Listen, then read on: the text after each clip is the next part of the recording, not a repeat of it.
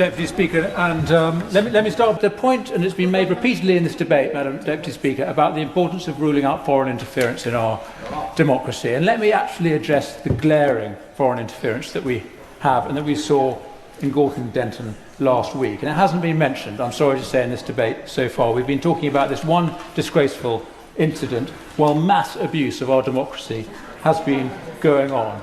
It appears from the evidence from independent observers that as many as 2/3 of polling stations had compromised voting in that election last week. As many as 1 in 8 votes may have been cast under coercion, under pressure of family voting.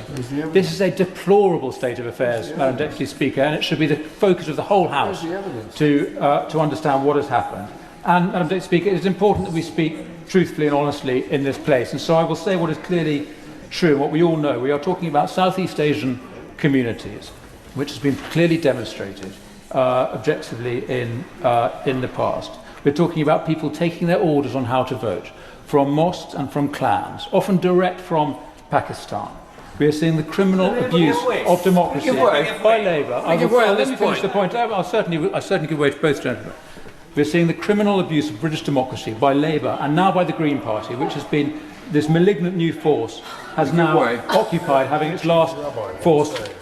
No use to it. I'll happily give way to the honourable. I thank the member for giving way. He's just made the most extraordinary allegation about an electoral process last week, in which he's suggesting that 12% of all votes are somehow or other invalid because of pressure that he claims is put on them.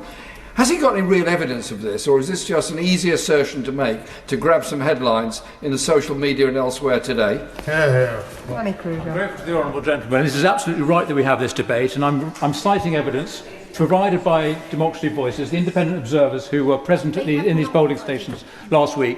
It is important that we look into it. Obviously, it's impossible to tell definitively at this stage exactly what went on, but it is clear from these independent observers that serious abuse seems to have been practised. Point of order, Liam Byrne. I believe that I heard the honourable gentleman accuse a political party in this chamber of, quotes, a criminal abuse of democracy. Did I hear that correctly, Madam Deputy Speaker? Is that remark in order? Or does the honourable gentleman, and I use that word loosely, need to now back up his allegation with some hard evidence? I thank the honourable gentleman for his point of order, and I am hoping that the other honourable gentleman will reconsider his words and withdraw them. Danny Kruger. Thank you, Madam Deputy Speaker. I'm sorry if I inadvertently suggested that it was a party abusing our electoral system. What I'm actually suggesting is that there is abuse of our electoral system through a network, an influential network that applies in these constituencies. So that is my suggestion. That appears to be the case. So, I'm happy to give way to the honourable lady. I thank the honourable gentleman for giving way.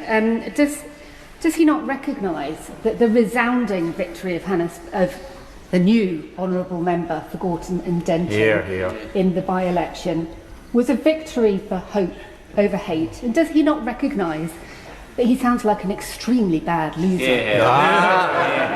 I should have started by congratulating the new honourable member on her personal victory. I am, however, very concerned about the circumstances in which many of those votes were cast, and those are not. This is not my. I'm not plucking this concern out of the air. It's clearly apparent there is very widespread concern, and it's not the first time. It's not the first time that this has happened. Why don't I give way to the honourable lady and then to the honourable gentleman? I'm grateful for him giving way on this point. He rightly mentioned the work of Democracy Volunteers, which is a long-established and well. Order. Emily Darlington.